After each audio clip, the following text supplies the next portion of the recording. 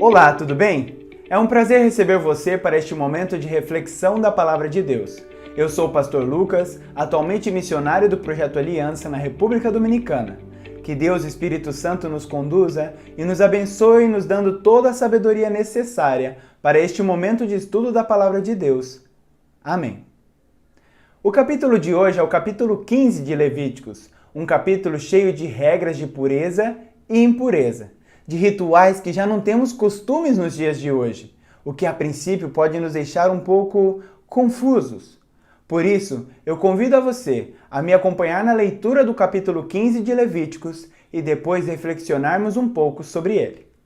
O capítulo 15 de Levíticos começa assim: Disse mais o Senhor a Moisés e a Arão: Falai aos filhos de Israel e dizei-lhes: Qualquer homem que tiver fluxo seminal do seu corpo será imundo por causa disso. Esta, pois, será a sua imundícia por causa do seu fluxo. Se o seu corpo vaza o fluxo, ou se o seu corpo o estanca, esta é a sua imundícia. Toda a cama em que se deitar o que tiver fluxo será imunda, e tudo sobre que se assentar será imundo. Qualquer que lhe tocar a cama lavará suas vestes, banhar-se-á em água e será imundo até a tarde. Aqueles que se assentar sobre aquilo em que se assentar o que tem o fluxo, lavará suas vestes, banhar-se-á em água e será imundo até a tarde. Quem tocar o corpo do que tem o fluxo, lavará suas vestes, banhar-se-á em água e será imundo até a tarde. Se o homem que tem o fluxo cuspir sobre uma pessoa limpa, então esta lavará suas vestes, banhar-se-á em água e será imunda até a tarde. Também toda cela em que cavalgar o que tem o fluxo será imunda. Qualquer que tocar alguma coisa que esteve debaixo dele será imundo até a tarde. E aquele que a levará as suas vestes, banhar-se-á em água e será imundo até a tarde.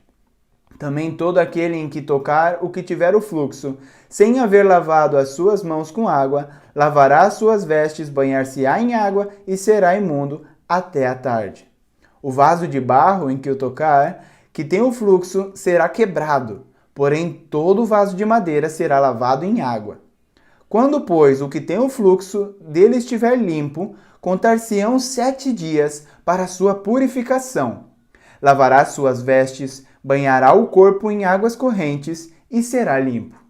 Ao 8º dia, tomará 2 rolas ou 2 pombinhos, e virá perante o Senhor à porta da tenda da congregação, e os dará ao sacerdote. Este os oferecerá, um para oferta pelo pecado, e o outro para o holocausto. E assim o sacerdote fará, por ele, expiação do seu fluxo perante o Senhor. Também o homem, quando se der com ele emissão do sêmen, banhará todo o seu corpo em água e será imundo até a tarde. Toda veste e toda pele em que houver sêmen se lavarão em água e serão imundas até a tarde. Se o homem coabitar com uma mulher e tiver emissão do sêmen, ambos se banharão em água e serão imundos até a tarde. A mulher, quando tiver o fluxo de sangue, que se este for o fluxo costumado do seu corpo, estará 7 dias na sua menstruação, e qualquer que a tocar será imundo até a tarde. Tudo sobre que ela se deitar durante a menstruação será imundo, e tudo sobre que se assentar será imundo. Quem tocar no leito dela lavará suas vestes, banhar-se-á em água e será imundo até a tarde. Quem tocar alguma coisa sobre que ela se tiver assentado, lavará suas vestes, banhar-se-á em água e será imundo até a tarde. Também quem tocar alguma coisa que estiver sobre a cama ou sobre aquilo em que ela se assentou, este será imundo até a tarde. Se um homem coabitar com ela e a sua menstruação estiver sobre ele, será imundo por 7 dias, e toda a cama sobre que ele se deitar será imunda. Também a mulher, quando manar fluxo do seu sangue por muitos dias fora do tempo da sua menstruação, ou quando tiver fluxo do sangue por mais tempo do que o costumado, todos os dias do fluxo será imunda, como nos dias da sua menstruação. Toda cama sobre que se deitar durante os dias do seu fluxo ser-lhe-á como a cama da sua menstruação, e a toda coisa sobre que se assentar será imunda, conforme a impureza da sua menstruação. Quem tocar estas será imundo. Portanto, lavará suas vestes, banhar-se-á em água e será imundo até a tarde. Porém, quando lhe cessar o fluxo, então se contarão 7 dias, e depois será limpa. Ao 8º dia, tomará 2 rolas ou 2 pombinhos e os trará ao sacerdote à porta da tenda da congregação. Então o sacerdote oferecerá um para oferta pelo pecado e o outro para o holocausto. O sacerdote fará, por ela, expiação do fluxo da sua impureza perante o Senhor.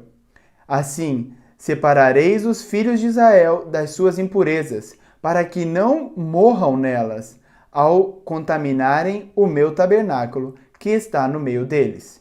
Esta é a lei daquele que tem o fluxo e daquele com quem se dá a emissão do sêmen e que fica com ela imundo. E também da mulher passível da sua menstruação e daquele que tem o fluxo, seja homem ou mulher, e do homem que se deita com a mulher imunda. Até aqui a leitura de Levíticos 15. Tendo feito a leitura, agora, antes de falarmos do capítulo 15 de Levíticos, é interessante recordar alguns pontos muito importantes para a compreensão do capítulo 15. Levíticos é o 3º livro da Bíblia, ou seja, temos primeiro o livro de Gênesis, da criação perfeita, do homem perfeito que depois cai em pecado e depois dele todos os homens passam a nascerem em pecado. Este povo pecaminoso sofreu muitas consequências do pecado. Uma delas foi ser escravo no Egito. O que nos leva ao livro de Êxodo, a libertação desse povo da escravidão. E chegamos no livro de Levíticos, logo após a libertação dos israelitas.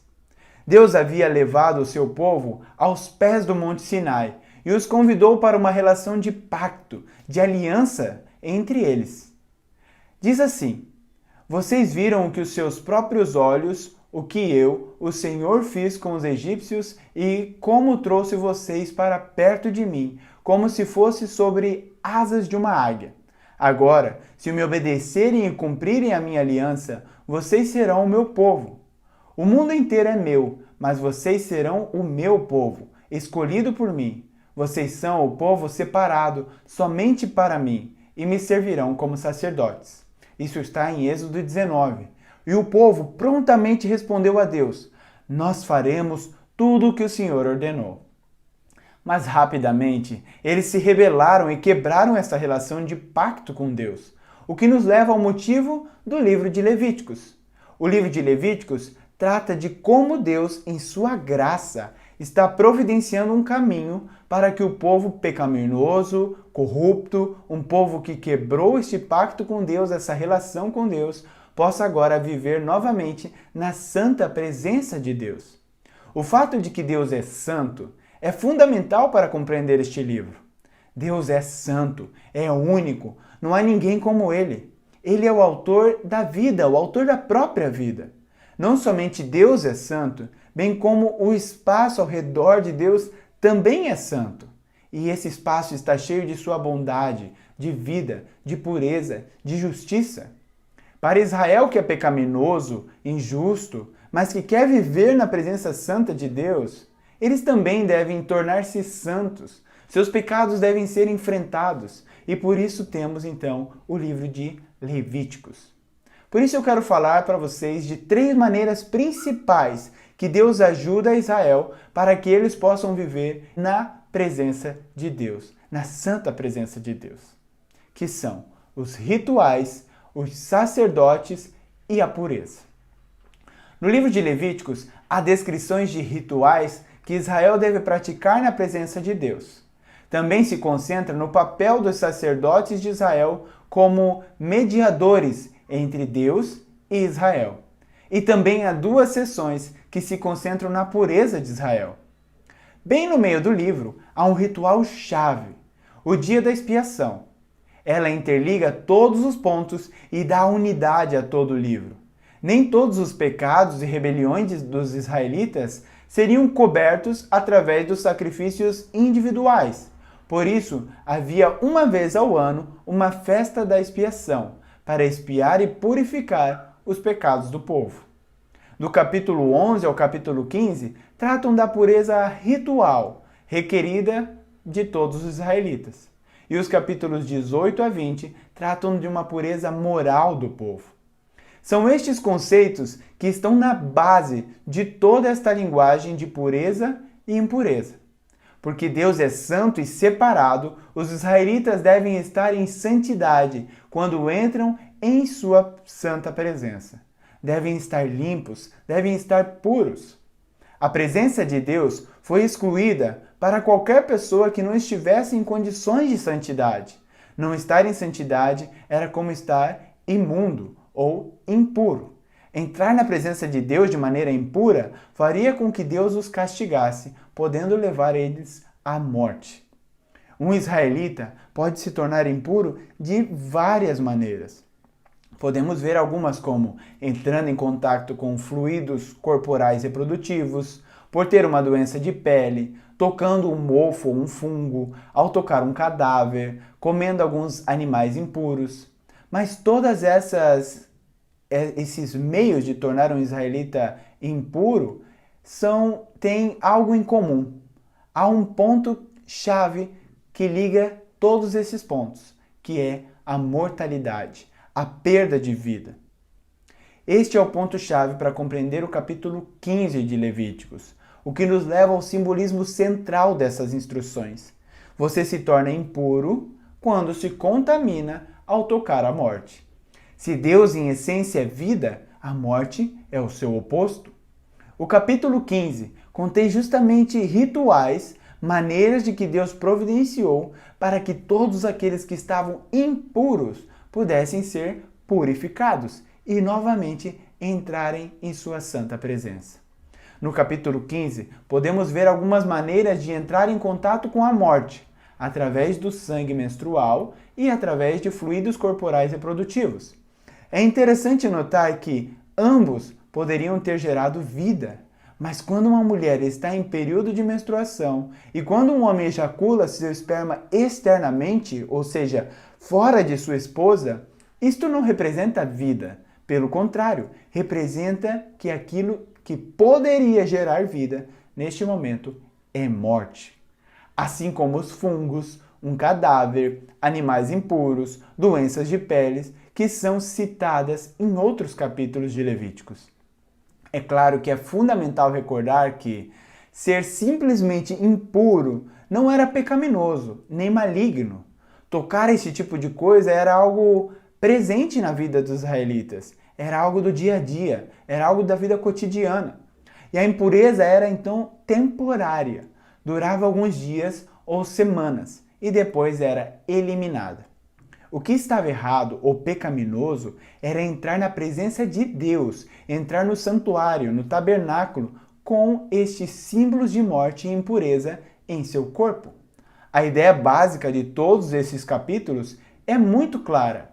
Todos eles funcionam juntos como um grupo de símbolos culturais, lembrando a Israel que a santidade de Deus deve abranger todas as áreas de suas vidas.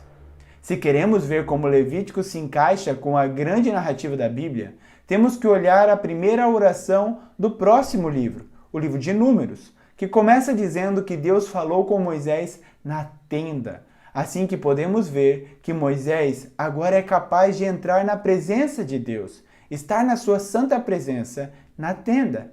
Ou seja, em nome de Israel, o livro de Levíticos funcionou.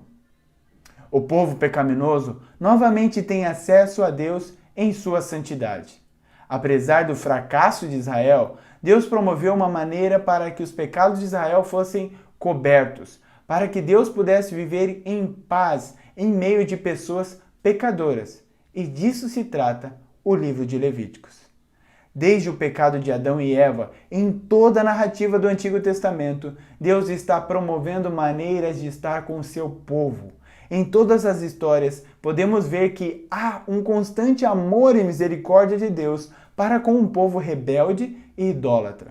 Deus ama o seu povo e quer estar presente com ele, apesar de sua infidelidade, apesar de sua rebelião, apesar de seus pecados. No início, o tabernáculo de Deus foi sua própria criação, o Jardim do Éden.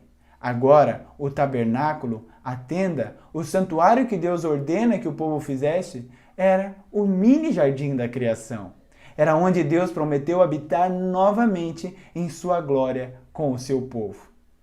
Era onde o povo era limpo de seus pecados e renovados através dos sacrifícios trazidos e oferecidos. Os sacrifícios que levam, que apontam ao único sacrifício que seria digno e justo de restabelecer a ordem de Deus, que seria o sacrifício do Messias, de Jesus Cristo.